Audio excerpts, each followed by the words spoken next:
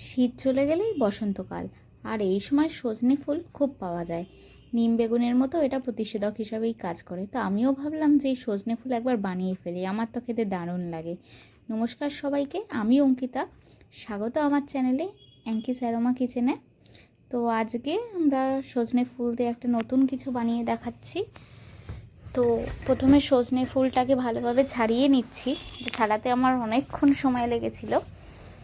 তো এটা প্রথমে ডালগুলোকে বার করে নিতে হবে, ভালো করে পরিষ্কার করে। এগুলো আরামসে অ্যাভেলেবেল থাকে এই বসন্তকালের সময়, তো তোমরাও এটা এরমভাবে পেয়ে যাবে।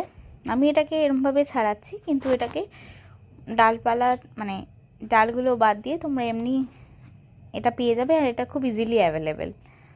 তো চলো দেখা যাক। তো এরপরে এগুলো পুরোপুরি ছাড়ানো হচ্ছে, এবং ছাড়ানো হওয়ার পরে এগুলোর থেকে অনেক বালি বেরোয়। তো তোমাকে এগুলো বারবার ধুয়ে নিতে হবে। তো আমিও সেটাকে ধুয়ে নিয়েছিলাম ছাড়ানোর পরে। তো এই সজনে ফুল ছাড়ানোর পরে তোমার এতটা সজনে ফুল মতো হয়েছে। তো এবার সজনে ফুল ছাড়ানো রেডি। এবার এটাকে ধুয়ে আমরা রেডি করে রেখেছিলাম, আর পরিষ্কার করাতে তেল দিয়ে দিয়েছি গরম। তেল গরম হলে সর্ষের তেল দিয়েছি, সর্ষের তেল গরম হলে তার সাথে কেটে রাখা আলু আর বেগুন দিয়ে দিয়েছি। ঠিক আছে, বেগুন আর আলু একসাথে কেটে রেখেছিলাম। তোমরা এতে কড়াইশুঁটিও অ্যাড করো, আমি কড়াইশুঁটিও অ্যাড করেছিলাম। কড়াতে আলু বেগুন দিয়ে দিয়েছি, এটা একটুখানি আলু বেগুন ভাজা হবে। এটা একটুখানি গোল্ডেন ব্রাউন হবে পুরোপুরি। আর লঙ্কাও দিয়ে দিয়েছি স্বাদ অনুসারে, তোমরা যেরকম ঝাল খাবে তোমরা সেই হিসাবে দিতে পারো।